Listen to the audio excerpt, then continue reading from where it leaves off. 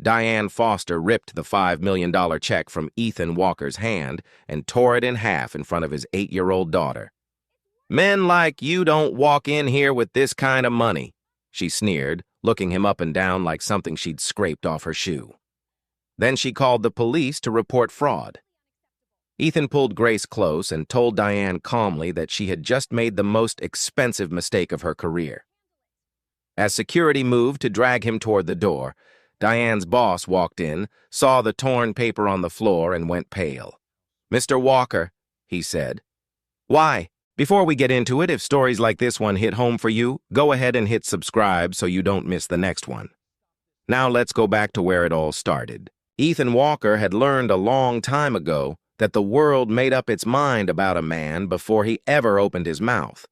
He was 42 years old, and for the last 6 years, he had been raising his daughter alone in a small house on the edge of Maple Hollow, a quiet town where nobody looked twice at his old sedan, or the jacket he had owned since before Grace was born. His wife had left them both for another man's life in another city, and Ethan had simply kept going because there was no other option that made sense to him. He drove Grace to school every morning, cooked dinner every night, and had never once missed a recital or a parent meeting, not even when work kept him up until 2 in the morning. Nobody at Grace's school knew that the man who showed up in a faded jacket had built Walker Capital Group from nothing into a firm that managed billions of dollars. Ethan preferred it that way. He did not want his daughter growing up believing that money made a person important or that a man's worth could be read off the label of his coat. He wore the same watch he had worn for a decade, drove the same car he had bought used, and kept his success folded quietly into the background of an ordinary life visible only to the people who actually needed to know it existed. That morning, a check for $5 million had cleared into his hands, the proceeds of an early stake he had sold in a technology company most people had never heard of until it made headlines. Ethan already knew where the money was going. Half of it would go into a fund for Grace's future untouched, until she was old enough to understand what it meant. The other half was meant to seed a scholarship for children being raised by a single mother or father, the kind of family he understood better than most, having lived every version of the exhaustion that came with it. He brought Grace along because they had a plan for the rest of the day, one she had been talking about since breakfast. First the bank, then the bookstore, then dinner at the diner she liked on 5th Street. It was supposed to be the easiest stop of the afternoon, a formality before the two of them got back to being father and daughter instead of founder and dependent. Neither of them expected the visit to take more than 10 minutes, and Ethan had even promised Grace she could pick out 3 books instead of the usual one since he was in a good mood. They walked into the Ellsworth branch of Holstead National Bank not long before closing time. Ethan had banked there for 15 years, since before Grace was born, since before Walker Capital had a name anyone recognized outside of a small circle of investors. But the woman behind the manager's desk that day, Diane Foster, had only transferred to that branch a few weeks earlier. She did not know his history, had never pulled up his account, and had no idea that the man in the worn jacket had been a fixture of that building's ledgers for a decade and a half long before she ever set foot inside it. Diane's eyes moved over Ethan the moment he walked in, then down to Grace, then back to the car he had parked out front. Other customers who came through the doors in pressed suits were greeted before they even reached the counter. Ethan and his daughter stood waiting while 3 tellers stayed idle, none of them called forward to help. Grace tugged at her father's sleeve and asked quietly why nobody was helping them yet. Ethan told her to be patient, that it never paid to assume the worst about people before they had done anything to earn it. When Ethan finally reached the counter, he placed the check down and asked for it to be deposited into the account he had held for 15 years. The number on the check caught the teller's attention immediately, and within seconds Diane was standing behind the counter herself. Instead of pulling up his account or checking the history attached to his name, something any manager could have done in under a minute, she began questioning him about where the money had come from, her voice loud enough for half the lobby to hear. Ethan answered every question without losing his composure. He handed over his driver's license, his bank card, his account number, and the paperwork confirming the sale of his shares. He offered to let Diane call the issuing bank directly so she could verify everything herself in a matter of minutes. It was by any reasonable standard more than enough for a transaction that should have taken no time at all. Diane looked at the documents without really looking at them. She told Ethan that a man carrying a $5 million check would not be driving a car like his or wearing a coat like that.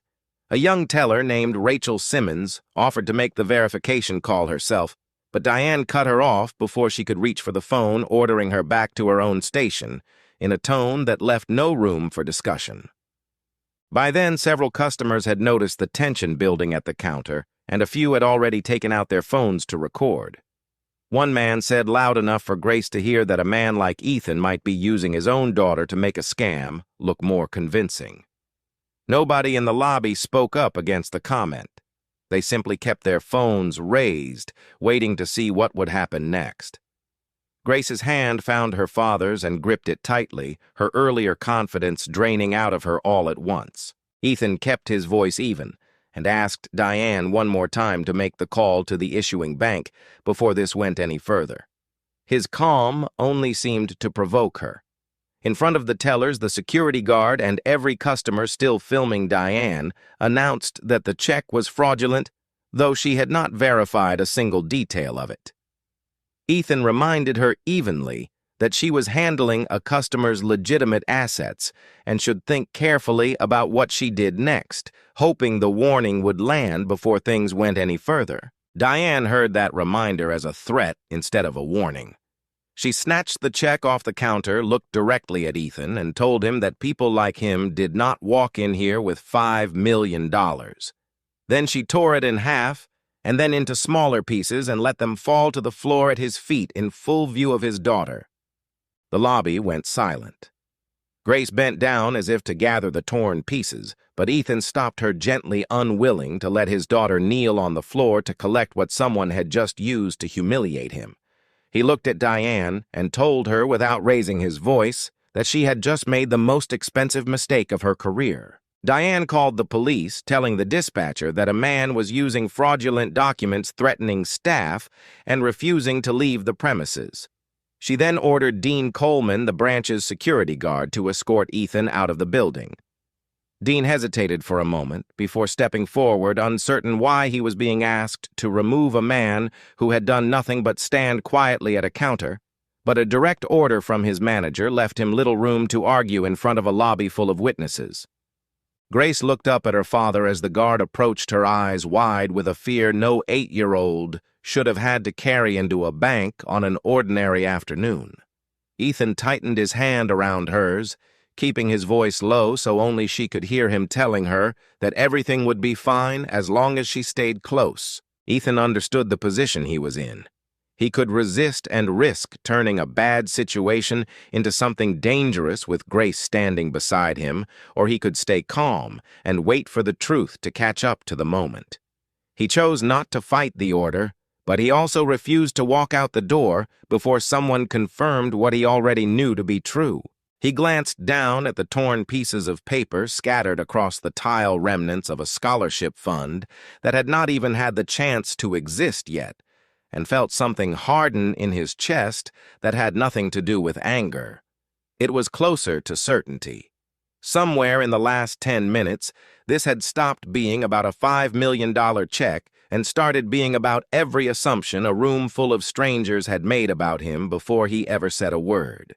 He held on to that thought as Dean's hand settled on his arm, and he let himself be walked toward the door, one slow step at a time with Grace pressed against his side.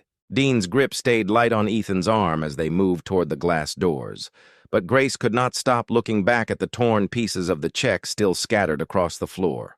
She reached up and wrapped both arms around her father's waist, pressing her face into his side, and begged the guard in a small voice not to take him away. Dean's jaw tightened, but he kept walking, caught between a manager's order and the plain evidence of his own eyes. Diane called out from behind the counter, telling one of the tellers to hold Grace back so the girl could not, as she put it, be used to obstruct an officer of the bank from doing his job. It was the first time Ethan's calm cracked. He had absorbed the accusations about the check, the insults about his car and his coat, even the humiliation of watching his own money torn apart in front of strangers, but the moment someone suggested touching his daughter, his voice changed entirely. He told the teller in a tone that left no room for negotiation that no one was to lay a hand on Grace. Diane seized on that reaction, immediately telling the gathering crowd that his sudden intensity was proof of exactly the kind of aggression she had been warning them about since he walked through the door. Don't worry, sweetie. Ethan understood in that instant that every word out of his mouth and every motion of his body was being read through a lens that had already decided who he was before he ever said a word. He lowered his voice, kept his hands visible at his sides, and pulled Grace in close enough that she was standing against his hip rather than anywhere near the guard who had come to take him away. It struck him standing there how quickly a father's instinct to protect his child could be twisted into evidence against him. He had spent 6 years building a life where Grace never had to see him lose his composure, and now a stranger behind a bank counter was rewriting that same protectiveness into something dangerous simply because it suited the story she had already decided to tell about him. Rachel spoke up again the second time she had tried to intervene since the confrontation began. She reminded Diane as steadily as she could manage that Ethan had not threatened anyone, and that a single phone call to the issuing bank would settle the entire matter within minutes. Diane turned on her instead, threatening to fire her on the spot if she said another word out of turn in front of customers who were still filming every second of it. Rachel did not back down entirely, but she stopped talking, aware that losing her job would help no one in that lobby, least of all the man standing beside his frightened daughter. She glanced at Ethan for a moment, and something in her expression suggested she believed him, even if she could not say so out loud without risking her position. Rachel had only been working at the branch for a little over a year, and she had watched Diane dismiss more than one customer in ways that never quite sat right with her. She had told herself each time that it was not her place to say anything, that questioning a manager risked more than it was worth. Standing there watching Grace's face crumple, she understood that whatever she had told herself before no longer held up. The customers who had been recording everything on their phones kept recording. Nobody lowered a phone to speak up. Nobody stepped between Diane and the family she was dismantling in the middle of a Tuesday afternoon. They wanted the spectacle, but none of them wanted to be the first person to risk anything by standing on the side of a stranger they had never met before that day. Grace looked around the lobby at all the raised phones and lowered eyes, and she asked her father in a voice just loud enough to carry why nobody in the room would say that he had done nothing wrong. Several people looked away when she said it. Nobody answered her, and nobody moved. Ethan felt that silence settle into his chest harder than anything Diane had said, because he understood watching his daughter's face that she was learning something about the world that no 8-year-old should have to learn in a bank lobby on an ordinary afternoon. He realized, standing there with Grace's hand locked in his, that this had stopped being only about $5 million, or even about his own dignity. His daughter was watching an entire room agree through nothing but silence, that an injustice happening in plain sight did not require anyone to do anything about it. That thought settled into him with more weight than the accusation of fraud ever could, and he found himself wondering what kind of lesson Grace would carry out of that building if nothing changed before they reached the door. Dean began walking Ethan and Grace toward the glass doors at the front of the branch, his hand still resting on Ethan's shoulder rather than gripping it as though some part of him did not want to be doing this even as he did it. The lobby had gone quiet, except for the murmur of customers still filming, waiting to see how the scene would end, and the low hum of the overhead lights that suddenly seemed far too loud. Ethan counted his steps toward the door, the way he sometimes counted his breaths during a difficult negotiation, a habit that kept his mind from racing ahead into anger. Grace's small hand stayed locked around 2 of his fingers, and he could feel her trembling, even though she had stopped crying somewhere in the last minute. He told himself that whatever happened next outside those doors, the most important thing was that she stay close and stay calm, and everything else could be sorted out afterward. Diane watched them go with her arms crossed, apparently satisfied that the matter had been handled correctly, unaware that the man walking toward the exit held more influence over her branch's future than she could have imagined 10 minutes earlier. At that exact moment, the door swung open, and Gerald Whitman walked in a leather briefcase in one hand and the unhurried posture of a man who expected an uneventful, late-afternoon meeting. Gerald was the regional president for the Eastern Division of Holstead National Bank, and he had come to the Ellsworth branch specifically to meet Ethan after hours away from the attention a public meeting might draw. The two of them were finalizing a deal worth $750 million between the bank and Walker Capital Group, a deal that had been months in the making and was scheduled to close within the week. Gerald took 2 steps inside before he understood what he was looking at. Ethan Walker, the man he had been preparing to meet for the better part of an hour, stood with a security guard's hand on his shoulder while his daughter clung to his side in tears. Scraps of paper were scattered across the floor near his feet, and Gerald did not need anyone to explain what they had once been. His briefcase slipped out of his hand and landed with a heavy thud against the tile. For a moment he simply stood there processing the distance between the meeting he had walked in expecting and the scene actually unfolding in front of him, his eyes moving from the torn paper to Grace's tear-streaked face and then to Ethan himself. Then he said the 2 words that changed the entire temperature of the room. "Mr. Walker." Gerald said, his voice carrying across the lobby with an authority that made every head turn. Dean released Ethan's arm, immediately stepping back, as though the shoulder he had been holding had suddenly become something he had no right to touch. Diane moved toward Gerald and began explaining quickly that she had just prevented what she believed was a $5 million fraud attempt. Gerald looked at her for a long moment before asking whether she had any idea who the man standing in front of her actually was. Diane opened her mouth to answer, then closed it again, clearly realizing for the first time that the question was not rhetorical. She glanced at Ethan, then at Grace, then back at Gerald, searching for some version of the last 10 minutes that might still make sense in light of what was happening. Around the lobby, the customers who had spent the last several minutes recording a supposed criminal suddenly lowered their phones just enough to exchange confused glances with one another. Okay. A woman near the entrance whispered to the man beside her, asking if this meant the whole thing had been some kind of misunderstanding. Nobody answered her because nobody yet understood exactly how large that misunderstanding actually was. In front of every customer still in the lobby, Gerald explained that Ethan Walker was the founder of Walker Capital Group, one of the largest institutional clients the bank currently held. He explained that Walker Capital was in the final stages of a $750 million agreement with Holstead National, and that Ethan was the only person with the authority to approve or walk away from that deal.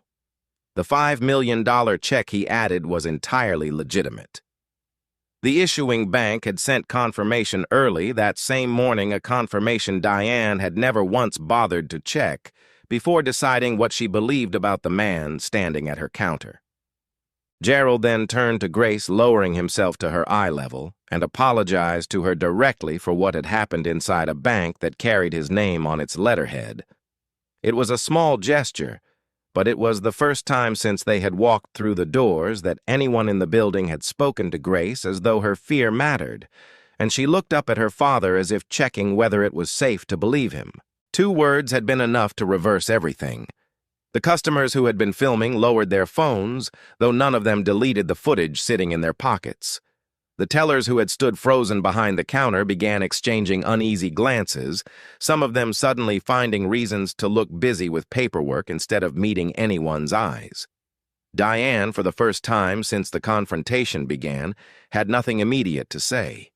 The same man who had loudly accused Ethan of using his own daughter to sell a scam now stood near the door studying his shoes, making no effort to apologize or even meet Ethan's eyes. Grace noticed him too, and Ethan felt her grip tighten slightly on his hand, as if she recognized the voice even without looking directly at the man who owned it. Diane straightened her blazer and cleared her throat as though composure alone might undo the last few minutes. She recovered quickly, though, and rather than accepting responsibility, she insisted that Ethan bore some blame for the entire incident. She argued that a man carrying $5 million should have dressed the part, or at the very least identified himself the moment he walked through the door, as if the burden of preventing his own humiliation had rested on him rather than on her. Ethan asked her, without raising his voice, whether a customer needed to be wealthy or well-known before he deserved basic decency. Diane answered by insisting she had only been following procedure, repeating the word twice, as though saying it often enough might make it true. Gerald gestured toward the torn paper still scattered on the floor and asked her to name the exact procedure that authorized a branch manager to destroy a customer's legal property in front of his child. "There is no such procedure, Diane," Gerald said flatly. "There never has been." Diane's face flushed and she started to say something about protocol again before catching herself aware that the word had already failed her once. Diane fumbled for an answer and found none. She looked around the lobby at the tellers who would not meet her eyes and the customers still holding their phones, and for the first time seemed to understand that no one in the room was going to help her out of the corner she had backed herself into. She could not answer Gerald's question.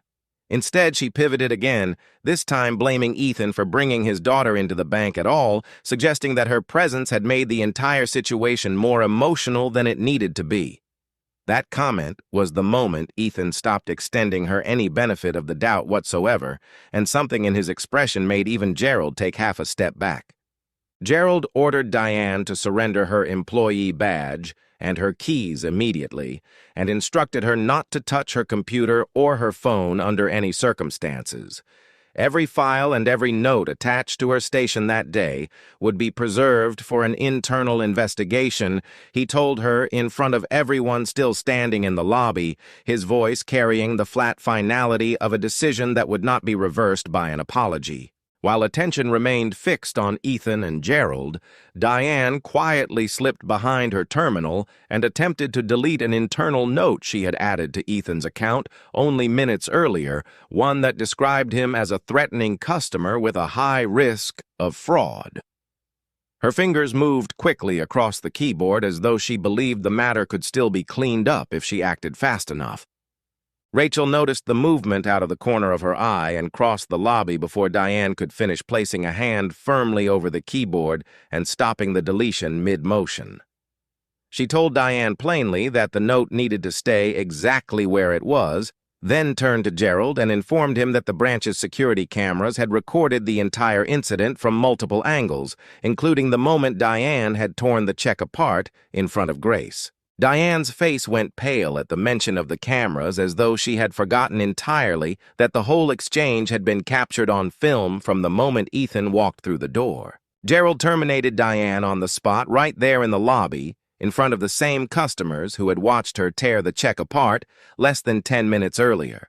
Diane asked to have the conversation privately in an office instead, but Gerald refused her outright. He told her plainly that she had humiliated Mr. Walker in public and that she would answer for it in front of the same people who had witnessed it happen, not tucked away behind a closed door where the consequences might quietly disappear. Turning to Dean, Gerald took a more measured approach. He acknowledged that the security footage showed Dean had never used force against Ethan and had released him the instant Gerald spoke, and he suspended Dean pending a full review rather than terminating him outright, telling him the time off would give both of them a chance to look at the footage clearly before deciding anything permanent. Dean nodded, his shoulders dropping with something between relief and shame. He admitted quietly that he should have questioned Diane's order the moment it was given, instead of following it simply because it came from someone above him. "I knew something felt wrong," he said mostly to himself. "I just didn't trust that feeling enough to say so out loud." Ethan, still holding Grace against his side, found he had no anger left for the guard who had at least had the decency to hesitate before every step, unlike the woman who had ordered him to. The police arrived not long after responding to the call Diane had placed earlier, describing a black man attempting fraud and threatening staff. Two officers walked in, scanning the lobby, and for a brief moment, Ethan felt the same tightening in his chest he had felt when Dean's hand first landed on his arm, a reflexive bracing for another round of assumptions before anyone had asked him a single question. Gerald tried to explain that the initial report had been false, but the responding officers still had to file an incident report since Diane's original call had already been logged as an official complaint before anyone corrected the record. One of the officers apologized for the inconvenience while taking down Ethan's account of events, admitting under his breath that the dispatch call had made the situation sound far more serious than what they were seeing in front of them. Ethan stood through the questioning with Grace still pressed against him, answering each question calmly, even though the entire process felt like a formality, dragging out a humiliation that should have already ended the moment Gerald walked through the door. He kept his answers short and factual, unwilling to let his frustration bleed into anything the officers might misread as agitation. Rachel gave her account of events to the officers without hesitation, describing exactly what she had seen and heard from the moment Ethan and Grace first walked through the doors. She spoke clearly and did not soften any detail, including the moment Diane had threatened to fire her for offering to make a simple phone call. Several customers who had recorded the confrontation came forward as well, handing over video that showed exactly what Diane had said and done from the moment the check hit the counter to the moment it hit the floor in pieces. A few of them apologized to Ethan directly while they waited, admitting they should have said something the moment the questioning started instead of only reaching for their phones. One 10-second clip showing Diane tearing the check and letting the pieces fall at Ethan's feet while Grace watched ended up online before the police had even finished taking statements inside the branch. By the time Ethan and Grace finally left the building that evening, the video already had thousands of views, a number that would multiply many times over before the night was through. Within hours, the clip had spread far beyond Maple Hollow, reaching national attention almost overnight. News vans began appearing outside the Ellsworth branch before the sun had even set, and reporters stood outside the same glass doors Ethan had been walked toward less than a day earlier, asking questions of anyone willing to speak on camera. Reporters quickly discovered that Ethan was a single father who had raised his daughter alone for 6 years, and that the $5 million Diane had torn apart was meant to help launch a scholarship fund for children being raised by single parents just like him. Old photographs of Ethan dropping Grace off at school surfaced online, along with interviews from neighbors who described him as a quiet, private man who had never once mentioned the size of his company to anyone in Maple Hollow. The contrast between what the money was actually meant to do and how its owner had been treated only deepened the public outrage building around the story with every new share and every new headline. Commentators debated the footage for days, and the phrase Diane had used at the counter about people like him not walking in with $5 million was repeated across every major outlet until it became impossible to escape. Local news stations replayed the 10-second clip during every broadcast that week, often followed by panels of guests arguing over what it revealed about how banks treated their customers. A few outlets tracked down Diane's previous employment history, uncovering complaints from years earlier that had never made it past an internal file before that week. Holstead National's stock began sliding as the video circulated, and the bank's board convened an emergency session by that evening, putting pressure on Gerald to do whatever was necessary to keep Ethan from walking away from the $750 million deal. Calls came in from board members who had never once asked about a single branch manager before that afternoon, all of them suddenly desperate to know how quickly the situation could be contained. Gerald spent most of that night on the phone fielding questions from executives who cared far more about the falling stock price than about the girl who had watched her father accused of fraud in front of a room full of strangers. He answered every call the same way, telling them that the only path forward was full accountability, whether or not it was the answer any of them wanted to hear. More than one executive suggested quietly settling with Ethan before the story grew any larger, hoping a private payout might make the entire matter disappear from headlines within a week. Gerald refused each time, telling them plainly that Ethan Walker did not strike him as a man who could be bought into silence, and that trying would likely make things far worse for everyone involved. An internal investigation launched in the following days uncovered a pattern far larger than a single afternoon at a single branch. Diane had a documented history of freezing or denying accounts belonging to black customers, and customers with lower incomes and previous complaints filed against her had been quietly dismissed by branch leadership long before Ethan ever walked through those doors. Investigators found at least a dozen prior complaints sitting untouched in old files, each one closed without any real review. Employees who had stayed silent about her behavior for years suddenly found themselves being asked why nothing had ever been done. Some admitted they had assumed complaints were being handled above their level. Others confessed they had simply been afraid of losing their own jobs if they challenged a manager's decisions in front of corporate leadership. One former teller who had left the branch nearly 2 years earlier told investigators that she had reported an incident almost identical to Ethan's involving an elderly customer whose account Diane had frozen without explanation. That complaint, like the others, had been closed within a week, with no further action taken, buried in a file nobody had reason to reopen until a $5 million check ended up torn on the same lobby floor. What had started as one manager's mistake was quickly becoming proof that an entire system had allowed discriminatory behavior to continue unchecked for years. Within 48 hours, the police formally closed their case, confirming there had been no fraud and no threat of any kind from Ethan, and noting for the record that Diane's original report had been false from the start, a small measure of official vindication that did little to undo what Grace had already witnessed. Diane lost her job and now faced the possibility of losing her banking license altogether, along with a discrimination lawsuit and a formal charge for filing a false police report. Lawyers representing several of her past customers began reaching out within days, asking whether they too had grounds to come forward now that her history was finally being examined. The bank stood to lose the largest financial agreement in its history, and for a moment it seemed as though the entire branch might collapse under the weight of a single torn check and everything it had exposed underneath it. Analysts speculated publicly about whether Holstead National could survive the loss of the Walker Capital deal on top of the reputational damage already spreading across every major news outlet. Ethan's phone did not stop ringing that first night, filled with messages from reporters, lawyers, and even a few distant acquaintances who had never once called him before, but suddenly wanted to know if the rumors were true.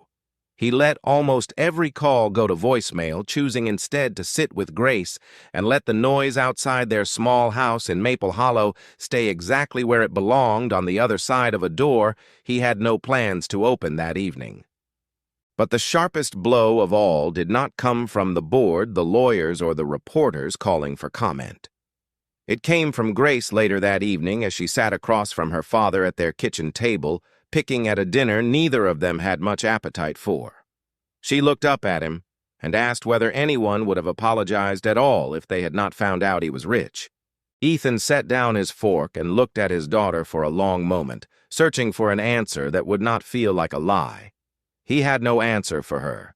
He had been cleared because he happened to hold power that most people never would, but he understood, sitting there with his daughter's question hanging in the air between them, that thousands of other people walked into banks just like that one every single day without a regional president arriving in time to call them sir.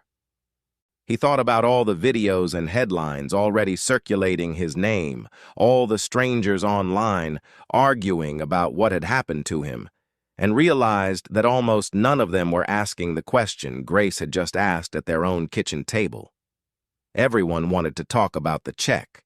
Almost nobody wanted to talk about what happened to the people who did not happen to be carrying one worth $5 million, or the ones who never got a chance to have their names cleared on the evening news. Outside, he could still hear the faint sound of a car slowing near their house, one of several that had crept past, since the story broke drivers craning their necks to catch a glimpse of the man everyone online was suddenly talking about.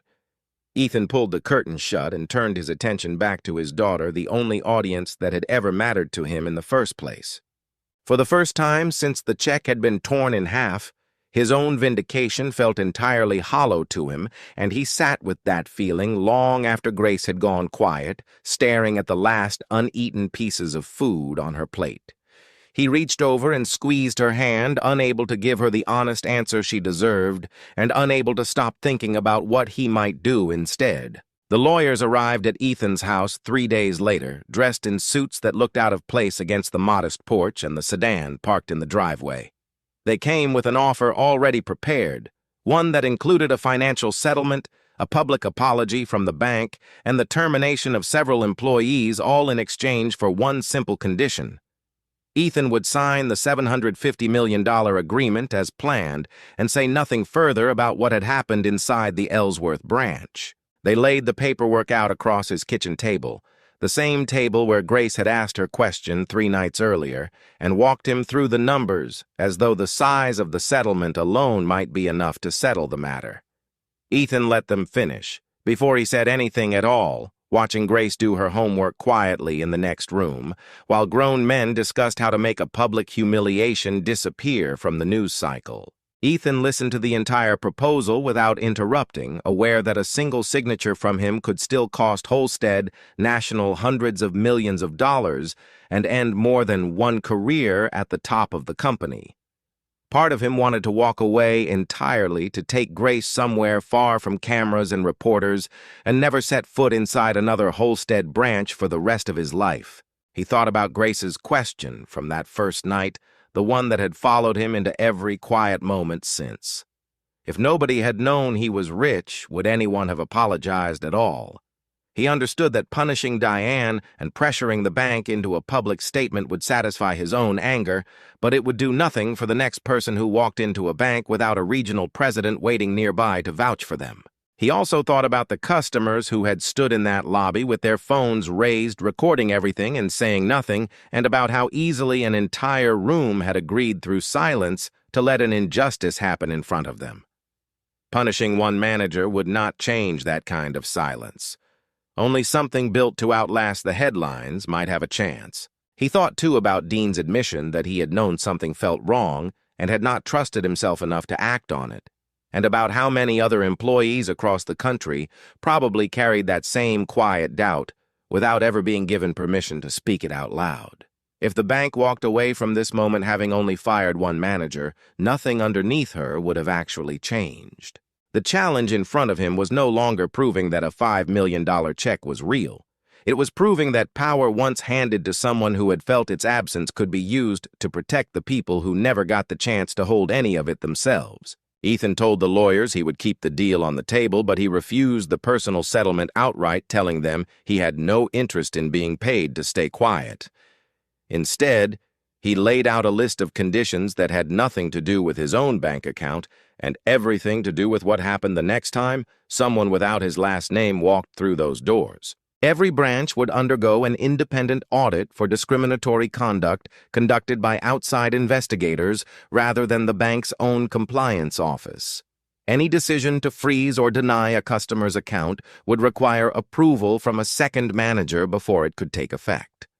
Customers would have the explicit right to request independent verification whenever a dispute arose, rather than being left at the mercy of a single employee's judgment. Employees who reported wrongdoing would be protected from retaliation, a condition Ethan insisted on directly because of what he had watched happen to Rachel in the middle of that lobby. Frontline staff, including security personnel like Dean, would receive training on when and how to question an order that was clearly wrong instead of following it simply because it came from someone above them. Security footage and transaction records could no longer be deleted once a complaint had been filed against an employee. Customer rights would be posted publicly inside every branch in plain language anyone could read while waiting in line. The bank would be required to publicly disclose how it had handled every ignored complaint from the past, including the ones already buried in old files before Ethan ever walked through the doors of the Ellsworth branch. Finally, Holstead National would fund a permanent financial assistance program for single-parent families seated with the same money that had once been torn apart on a lobby floor. The board resisted at first, arguing that some of the conditions went far beyond what any single incident required, but with the deal and the company's reputation both hanging in the balance, they had little room left to negotiate. Gerald sat through most of those negotiations himself, reminding the board more than once that the cost of refusing Ethan's terms would almost certainly exceed the cost of accepting them. Within the week, every condition had been accepted and written into the final agreement alongside a public timeline for when each change would take effect across every branch in the region. Diane's banking license was permanently revoked, and she now faced a civil rights lawsuit alongside the charge for filing a false police report. Employees who had helped bury previous complaints against her were placed under formal review as well, closing out a pattern of silence that had protected her for years longer than it should have. Dean was reinstated once the investigation confirmed what the footage had already shown, that he had never used force against Ethan and had released him the instant he was told to. He was placed into the very training program Ethan had insisted on learning alongside other staff how to recognize and refuse an order that crossed a clear line. When he saw Ethan again weeks later, he apologized quietly, admitting he wished he had trusted his own instincts sooner, instead of waiting for someone else to give him permission to do the right thing. Ethan told him there was nothing left to apologize for, that he remembered clearly how Dean's hand had never once tightened on his arm, and how he had let go the instant Gerald spoke. It was a small distinction, but it was one Ethan had carried with him in the weeks since, and he wanted Dean to know it had not gone unnoticed. Rachel was kept on and promoted to assistant branch manager, a new role that put her in charge of rolling out the teller's training program across the region, all because she had been the only person in that lobby willing to speak up while everyone else stayed silent. Ethan made a point of thanking her personally before he left the branch that day, telling her that her willingness to say something out loud had mattered more than she probably realized in the moment. The bank issued a replacement check once the original had been formally voided, and Ethan split the money exactly as he had always planned. Half went into the fund, securing Grace's future. The other half became the seed money for the Walker Single Parent Scholarship, a program built to support the children of mothers and fathers raising kids on their own the way he once had. Ethan insisted that the very first round of scholarships be administered out of the Ellsworth branch itself, the same building that had once refused to believe he belonged there. A place that had turned him and his daughter away would now be the place responsible for handing opportunity to families who looked a great deal like his own. 3 months later, Ethan and Grace walked back through those same glass doors. He still drove the same sedan and wore the same jacket, unwilling to change anything about himself, simply because the world had briefly decided his appearance mattered more than it should have. Grace held his hand the same way she had that first afternoon, though there was nothing tense in her grip this time, only the easy comfort of a child walking beside her father on an ordinary errand.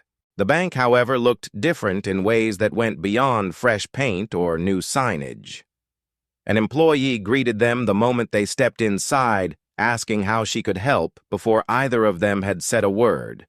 Nobody's eyes lingered on Ethan's coat or his car keys before deciding how he should be treated, and for the first time since that first visit, Grace did not ask why nobody was helping them yet.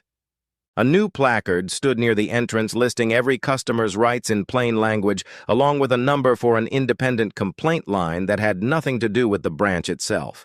Rachel came over to greet them in her new role, mentioning that the first round of staff training had already rolled out across the entire region and that early feedback from other branches had been better than anyone expected. Dean stood near the door in his uniform, and when he caught sight of Ethan, he offered a small, genuine nod, a far cry from the tense hesitation Ethan remembered from 3 months earlier. None of the customers who had once stood filming with their phones raised ever came back to that branch again, and Ethan noticed their absence without needing to say anything about it, understanding that some kinds of silence simply chose to stay hidden rather than be confronted. A small plaque near the wall bore the name of the new scholarship fund. At one counter, a young mother was opening her son's first savings account, met with none of the suspicion Ethan and Grace had faced that same afternoon 3 months earlier. Nobody questioned whether she belonged there. Grace watched the scene for a long moment before turning to her father and asking if that was the reason he had not simply closed the bank down after everything that happened. Ethan thought about it before answering, choosing his words carefully because he wanted her to actually understand them rather than simply hear them. "Closing a door is easy," he told her. "Making it open for everyone is harder." Grace nodded slowly the way she did when she was turning an idea over in her mind rather than simply accepting it. She looked back at the young mother at the counter, then up at her father again, as if measuring the distance between the fear she remembered from 3 months earlier and the calm she was watching unfold in front of her now. Before they left, Ethan let Grace hand the very first scholarship letter to a young student being raised by a single father, watching his daughter's face as she understood for the first time that $5 million had never been what made him matter. What mattered was that he had the power to seek revenge and chose instead to make sure the next person through those doors would be treated like they belonged there from the start. Father and daughter walked out together, finally continuing the plans that had been interrupted 3 months earlier, a stop at the bookstore, then dinner at the diner on 5th Street. If you had been standing in that lobby the day it all began, would you have stayed silent behind a raised phone, or would you have been the first to stand up for a father and his daughter? A person should never need $5 million to be treated with basic respect. Ethan did not win the day Diane's boss recognized him as a powerful investor standing in his own branch. The real victory only arrived once he used that same power to make sure the next person walking through those doors would be treated fairly, no matter who they were, what they wore, or how much money they carried with them. If this story moved, you subscribe for more and carry that same lesson with you the next time you're standing in a room where someone else is being underestimated.